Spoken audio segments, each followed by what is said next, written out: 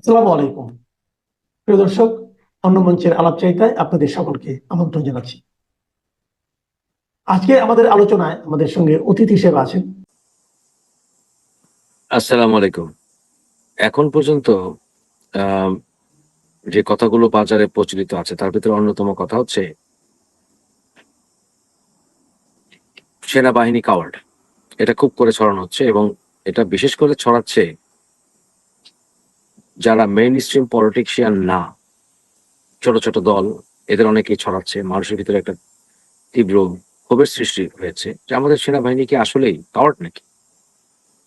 আমি অনেক মিলিটারি এক্সপার্টের সাথে কথা বলে আমি নিশ্চিত হয়েছি যে বাংলাদেশ সেনাবাহিনীর একটা ডিভিশনই যথেষ্ট পুরো বাংলাদেশকে ঠান্ডা করে দেওয়ার জন্য। কিন্তু সেনাবাহিনী এই লেভেলের টলারেন্স দেখাচ্ছে যাতে সেনাবাহিনীকে আমরা অনেকেই ইভেন আমিও মনে করেছিলাম যে একটা কাওয়ার্ড দল, কাওয়ার্ড বাহিনী এরকম সেনাবাহিনী আমরা চেয়েছি।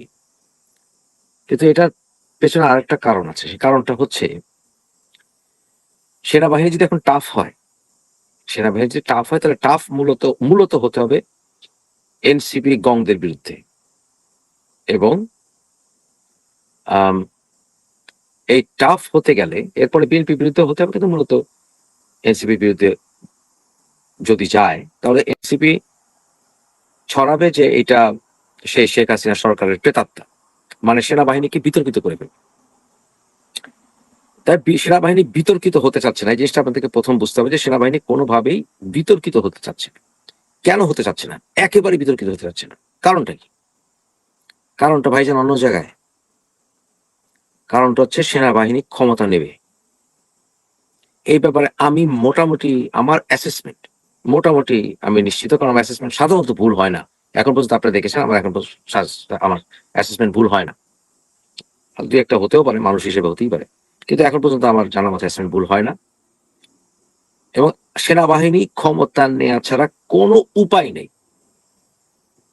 কোনো উপায় নাই। কেন উপায় নাই? কারণ বর্তমানে যে সংবিধানের অবস্থা, এই সংবিধান না একটা বিপ্লবী সরকার, না এটা সাংবিধানিক সরকার। এই সরকারের কোনো তো আইনি বৈধতাও এখন পর্যন্ত নাই। আর নির্বাচন যদি হয়, সবাই বলছে যে বিএনপি একচ্ছত্র আধিপত্য বিস্তার করবে। একচ্ছত্র আধিপত্য যদি বিস্তার করে, যদি তারেক রহমান প্রধানমন্ত্রী হয়, অর্থাৎ জিয়া পরিবার যদি প্রধানমন্ত্রী হয়, তাহলে নিউট্রালি যদি চিন্তা করি আমরা নিউট্রালি চিন্তা করলে দেশের আরেকটি অন্যতম বৃহত্তম রাজনৈতিক দল বিএনপি এবং বিএনপির সমর্থকরা, যারা দেশের জনসংখ্যা 30 থেকে 40% তারা নির্বাচন প্রক্রিয়ার বাইরে থাকবে। সেটা মেনে নেওয়া যাবে না। কারণ 2024-কে যদি আপনি সমর্থন করেও থাকেন আমার মতো, কারণ হচ্ছে সেখানে গণতন্ত্র মারা গিয়েছিল এবং গণতান্ত্রিক প্রক্রিয়া মারা গেলে সেখানে অপশক্তির রাইজ হয় এবং অপশক্তি ছিল এই মূলত এই জামাত, এনসিপি, হিজবুত তাহ্রীররা। কারণ সেখানে এটাই স্বাভাবিক, গণতন্ত্র মারা গেলে অপশক্তির রাইজ হবে।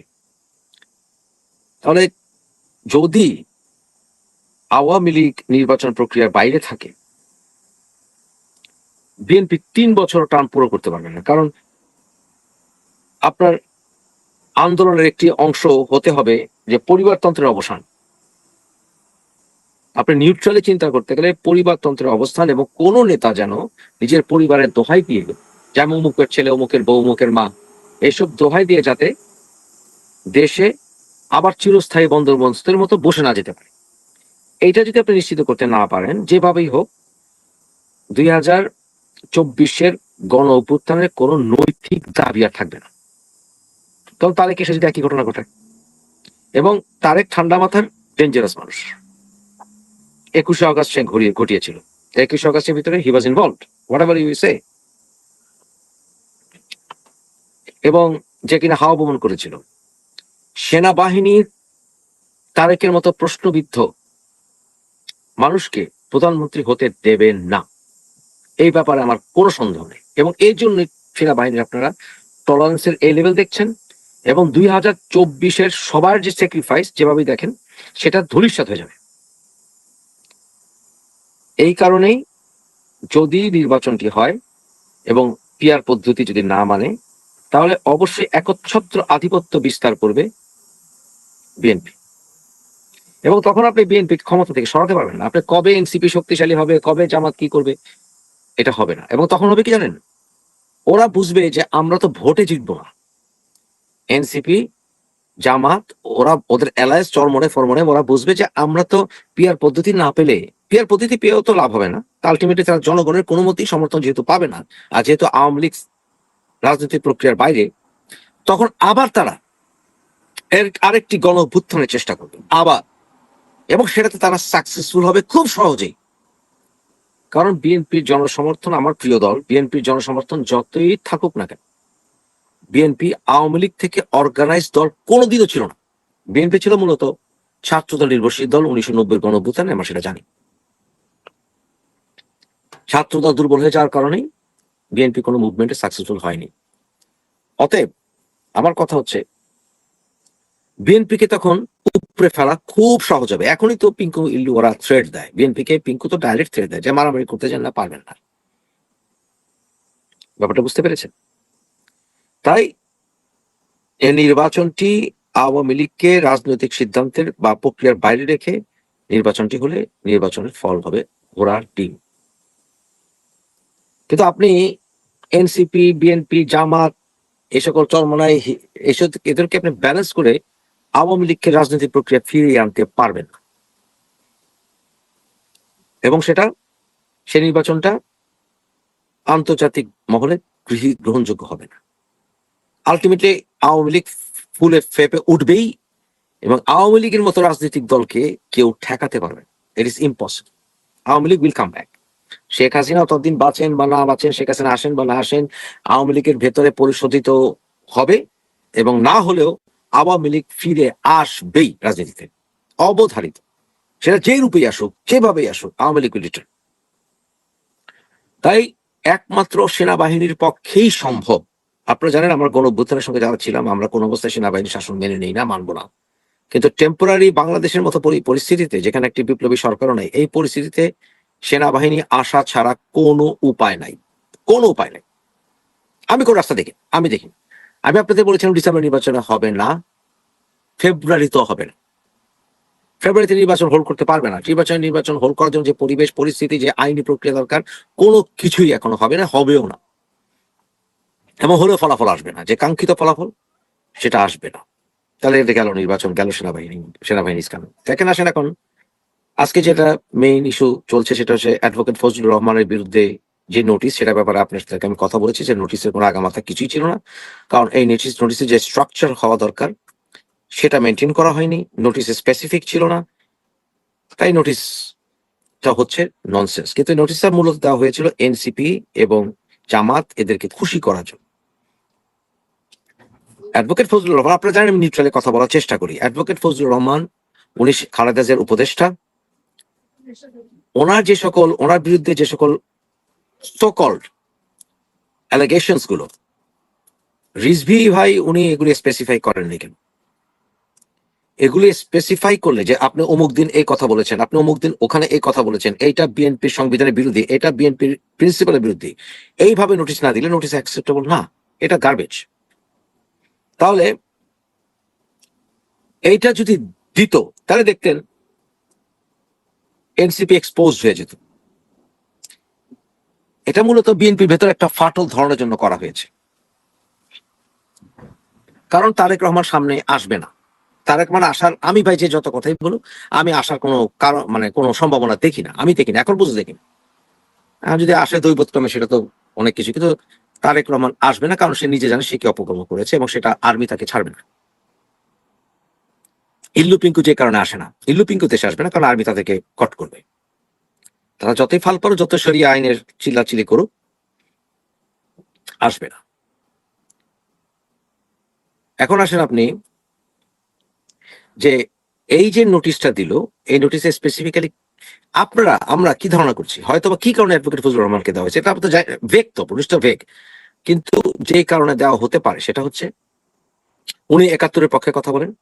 তাহলে ৭১-এর পক্ষে কথা বলা, এটা কি বিএনপির প্রিন্সিপালের বিরুদ্ধে? যদি ৭১-এর চেতনা প্রশ্নবিদ্ধ হয়, যদি স্বাধীনতা নিয়ে বিকৃত ইতিহাস ছড়ানো হয়, যদি মানে ভারত বিদ্বেষের নামে অতিরিক্ত পাকিস্তান প্রীতি বাড়ে এবং তার বিরুদ্ধে যদি কথা বলা হয়, যদি রাজাকারের বাচ্চারা তারা নিজেরা, এর ভিতরে একজন ঢাকা বিশ্ববিদ্যালয়ে শিবিরের প্যানেলের পদপ্রার্থী ছিল, সে আমাদের বীরশ্রেষ্ঠ মতিউর রহমানের বিরুদ্ধে কথা বলে এবং তাকে গাদ্দার বলে, এই যেই দল এগুলি প্রডিউস করে, প্যানেল ক্যান্ডিডেট বানায়, তাদেরকে রাজাকারের বাচ্চা বলা এবং পুরো শিবিরকে, জামাতকে রাজাকারের বাচ্চা বলা, স্বাধীনতার বিরোধী বলা, এটা কি বিএনপির আদর্শের পরিপন্থী? বিএনপি যে এখনো এনসিপি জামাতকে সহযোদ্ধা বলেই, এটা কি অন্যায় নয়? এখনো কি এনসিপি কে, জামাতকে বিএনপির সহযোদ্ধা বলা উচিত? ধরেন তর্কের খাতিরে ধরে নেন যে 2024-এ বিএনপি, জামাত, এনসিপি, হিজবুত তাহরির এরা একসাথে কাজ করেছে। তর্কের খাতিরে ধরে নেন একসাথে করেছে, যদিও আমি মনে করি না বিএনপি এদের সাথে মিলে করেছে, বা তর্কের খাতিরে ধরে নেন। এবং এনসিপি, জামাত এরা ফ্রন্টে ছিল, যদিও তখন নাম ছিল বৈষম্য বিরোধী, আসলে তারা বৈষম্য বিরোধী একটা অংশই তো এনসিপি হয়েছে। তাহলে ওরা যে আন্দোলনটা করছিল, ওই আন্দোলনটাকে অপশক্তি ছিল না? একটা আছে শেখ হাসিনার পতন, আপনি চেয়েছেন, আমিও চেয়েছি, কারণ শেখ হাসিনার সময় গভর্নমেন্ট ইনস্টিটিউশন, ডেমোক্রেটিক ইনস্টিটিউশন গুলো ধ্বংস হয়ে গিয়েছিল। বিএনপি আসছে না ইলেকশনে, আর এখন আপনি আসতে দিচ্ছেন আপনারা, পার্থক্য আছে কিন্তু। তো যাই হোক, এনিওয়ে, তো শেখ হাসিনার ফলের পেছনে মূল চাবিকাঠি যারা, তারা তো অপশক্তি। আমি তো বললাম অপশক্তি রাইজ হয়েছে, অপশক্তি রাইজের মধ্যে শেখ হাসিনার ফল হয়েছে। শেখ হাসিনার ফলটা অবিসম্ভাবী ছিল, কোনো উপায় ছিল না। আলটিমেটলি গণতান্ত্রিক প্রক্রিয়া শেষ হয়ে গেলে বা স্থবির হয়ে গেলে, বিএনপির মতো একটা রাজনৈতিক দল না আসলে, আলটিমেটলি সেই সরকারের আজ হোক কাল হোক পতন হবে। সে শেখ হাসিনার বয়স হয়ে কারণে ন্যাচারাল, প্রাকৃতিক বা মৃত্যু হলেও হতো, যেভাবে হলো হতো এবং হয়েছে, এবং বিভিন্ন সেক্টর দলীয়করণ হয়েছে, এবং এই কারণেই আলটিমেটলি শেখ হাসিনা সরকার পড়েছে। কিন্তু ফলটির নেতৃত্ব দিয়েছে অপশক্তি, এটা কি বললে দোষ হবে কেন? কারণ জামাত, এনসিপির নেতারা বর্তমানে যারা, নাহিদ, আসিফ মাহমুদ, এরা তো অপশক্তি। হিজবুত তাহরির এরা তো অপশক্তি। যুদ্ধের সময় যদি মনে করেন যুদ্ধ চলছে, ইউক্রেন রাশিয়ার যুদ্ধ চলছে, ওই সময় কি ইউক্রেনিয়ানরা রাশিয়ান কয়েকজন সোলজারকে মেরে তাদের পোশাক পরে রাশিয়ানদের বিরুদ্ধে যুদ্ধ করা মুনাফিকের মতো, এইটা কি কাপুরুষতা নয়? এটা কি অপশক্তি নয়? এটা কি আন্তর্জাতিক আইনে গ্রহণযোগ্য? যখন জিয়া রহমান চট্টগ্রাম দখল করেছিলেন, উনি পাকিস্তানি সেনাবাহিনীর সদস্যদেরকে হত্যা করে ধরে ওদের কাপড় পরে কি যুদ্ধ করেছিলেন? ওদের পোশাকটা পরে, যা পাকিস্তানি পোশাক পরে পাকিস্তানি বাহিনীর বিরুদ্ধে যুদ্ধ করলাম, এটা কি উনি করেছিলেন? উনি তো করেন নাই। এটা বিএনপির আদর্শ না। কিন্তু ওরা তো এই গণঅভ্যুত্থানের পরে আমরা জানলাম, আগে না পরে জানলাম, যে এরা, এই যে জামাতিরা, তারা আওয়ামী লীগ, ছাত্রলীগ সেজে ওদের ভিতরে ঢুকে, ওদের ভিতরে তারা গন্ডগোল ঘটিয়েছে, মুনাফিকি করেছে, রাইট? তাহলে এটা কি অপশক্তি না? এই প্রক্রিয়াটা কি অপরাজনীতি না? কি এটা বলা কি অন্যায়? এবং এখন যখন জানা গেল যে তারা এই অপপ্রক্রিয়া গ্রহণ করেছিল, বিএনপি করেনি, ছাত্র দল কখনো ছাত্রলীগ সেজে আন্দোলন করেনি শেখ হাসিনার বিরুদ্ধে, তাহলে বিএনপির আন্দোলন এবং এনসিপির আন্দোলনের মধ্যে কি ফারাক সৃষ্টি করতে হবে না? উচিত না করাটা? এটা কি অন্যায়? এটা কি বিএনপির আদর্শের পরিপন্থী এই কথাটা বলা? বরঞ্চ বিএনপির তো বলা উচিত আরো বেশি, যে আমরা 16 বছর সংগ্রাম করেছি, তোমরা 16 দিনে কি করলা? তোমরা অপশক্তি প্রয়োগ করেছো। অপশক্তি প্রয়োগ করা বিএনপির রাজনীতি নয়। সুতরাং তোমরা অপশক্তি, আমরা অপশক্তি না। এটাই তো মুক্তিযুদ্ধের আদর্শ হওয়া উচিত, এটাই তো জিয়া রহমানের আদর্শ। নাকি জিয়া রহমানের আদর্শ অপশক্তি যারা, তাদের সঙ্গে রাজনীতি করা, এটাই তাদেরকে সহযোদ্ধা ডাকা, এটাই অপশক্তি? কি বলেন, উত্তর দেন। দেখেন, বিএনপি কে চাপ দেওয়া হয়, অমুককে বহিষ্কার করো, অমুক দিকে এটা করো, রুমিন ফারহানে করো, ওরে করো, ওরে করো, রাইট? এরা চাপ দেয় বিএনপি কে, আর বিএনপি হ্যাঁ হ্যাঁ হ্যাঁ হ্যাঁ করে, মানে ভাই ইলেকশনটা দে না, এরকম। কিন্তু ওদের ভিতরে যে সকল শয়তানগুলি আছে, আসিফ মাহমুদ, ওর অস্ত্র কেলেঙ্কারি হলো, ওর বাপ একটা বদমাস গুন্ডা, ওদেরকে, আসিফ মাহমুদকে কি বহিষ্কার করা হয়েছে? কারণ দর্শন দেখানো হয়েছে? বলেন, আসিফ মাহমুদের ব্যাপারে ডক্টর ইউনূস একটা কথা বলেছে? নাহিদের বাপ একটা বদমাস, বাচ্চা মেয়ের গায়ে হাত দেয়, না, নাহিদ কি একটা কথা বলেছে বাপের বিরুদ্ধে? নাহিদকে কি একটা নোটিশ দেখানো হয়েছে যে আপনার কারণে আমাদের ইজ্জত নষ্ট হচ্ছে, আপনি কথা বলেন না কেন? বলেছে? বলে নাই। তো বিএনপির ভিতরে ফাটল ধরানো হচ্ছে। আমি বলবো এই কারণেই, আমি বলেছি, গতকালও বলেছি, সালাউদ্দিন ভাই, মির্জা আব্বাস, দুদু ভাই, সোহেল ভাই, ওনাদের উচিত হবে বিএনপির হাল ধরে নেওয়া এবং তারেককে অফ করা বা খালেদা জিয়াকে অফ করে দেওয়া। খালেদা জিয়া ওনার ছেলের ব্যাপারে উনি অন্ধ, শি ইজ ব্লাইন্ড, বয়স হয়ে গেছে, উনি কি বলেন না করেন জানি না, বয়স হয়ে গেছে এবং ওনার মতকে পাত্তা দেওয়ার দরকার নাই। আমি কোনো মতে মানতে রাজি না যে তারেকের চাইতে কোন অংশে, তারেকের চাইতে 10 গুণে স্মার্ট সালাউদ্দিন ভাই না, মির্জা আব্বাস না, ফখরুল ভাই না, ফখরুল স্যার না। আমি কোনো মতেই মানতে রাজি না। যদিও ফখরুল, মির্জা ফখরুল উনি এবং রিজভী ওনারা দুইজন বেশি একটু তারেক তারেক তারেক তারেক করে, এটা ওনাদের যাই হোক নিবে। তো ওনাদের কথা বাদে, মির্জা ফখরুল আমার এত পাত্তা দেওয়ার দরকার নেই। ভদ্রলোক, আপনি অফ থাকেন, আপনার এটা হয়নি, কোনদিন কিছু হবেও না। তো দুদু ভাই, সোহেল ভাই, অ্যানি, আমার বন্ধু any, they should come forward. পারলে নীরু ভাইকে নিয়ে আসেন রাজনীতিতে, বিএনপিকে চাঙ্গা করেন এবং আওয়ামী লীগকে রাজনীতিতে ফিরে নিয়ে আসেন। এগুলি বলা কি অন্যায় নাকি? বঙ্গবন্ধু সমালোচনা করেন, কিন্তু বঙ্গবন্ধুর গ্রেটনেস বলা কি মানে বিএনপি রাজনীতির বিরুদ্ধে নাকি? 2024-এ রাজাকারের পোলাপানরা ফ্রন্ট লাইনে ছিল, এটা তো আমরা এখন প্রমাণ পেয়েছি। এটা কি বলা অন্যায়? শিবির এর প্যানেলের প্রার্থী আমাদের মতিউর রহমানকে, বীরশ্রেষ্ঠ মতিউর রহমানকে অপমান করে, তাহলে এরা অপশক্তি, এটা বললে কি অন্যায়? 32 নম্বর ভাঙা হয়েছে, এটা অন্যায় হয়েছে, এটা বিএনপি স্পষ্ট করে বলাটা কি বিএনপি উচিত না? আরে ভাই, আপনি বঙ্গবন্ধুকে অপছন্দ করেন, doesn't matter, part of history, part of history. পৃথিবীতে কত ইতিহাস, কত সরকার পরিবর্তন হয়েছে, হিস্ট্রি কি আপনি মানে ধ্বংস করবেন? হিস্ট্রিক্যাল সাইটগুলোকে আপনি ধ্বংস করবেন? এটা বলা কি অন্যায় বলেন? এবং হ্যাঁ, আপনি বলতে পারেন আওয়ামী লীগের অনেক দোষ আছে। আওয়ামী লীগ, এখন দেখলাম যে ভাসানের প্রতি বঙ্গবন্ধু যে শ্রদ্ধা, এ ব্যাপারে অনেক প্রচার করা হচ্ছে এখন, কিন্তু তখন করেন, এতদিন করেন নাই কেন? যে বিএনপি আপনার ভাসানীকে যোগ্য মর্যাদা দেন নাই, সোহরাওয়ার্দীর কথা স্মরণ করেন নাই, শেরে বাংলার কথা স্মরণ করেন নাই, এম এ ওসমানের কথা স্মরণ করেন নাই, জিয়াকে অপমান করেছে আওয়ামী লীগ, ইয়েস করেছে, এটা অন্যায় হয়েছে, এগুলো স্বীকার করলেই তো হয়, স্বীকার করে মুভ অন। বলা হয়েছে কোথাকার অখ্যাত সেক্টর কমান্ডার জিয়াউর রহমান হচ্ছে বঙ্গবন্ধুর খুনি, জিয়াউর রহমান এটা, জিয়াউর রহমান এটা, মানুষ খায় নাই তো এগুলো। এতে করে গণতন্ত্রের ক্ষতি হয়েছে, এই অপশক্তির রাইজ হয়েছে। আত্মসমালোচনা করে মুভ অন, এগুলি বলা তো উচিত। হাতে গোনা আমরা কয়েকজন মানুষ বলছি কথা, প্রথম আমি শুরু করেছি, এখন অনেকে যোগ দিয়েছে, বুঝলেন?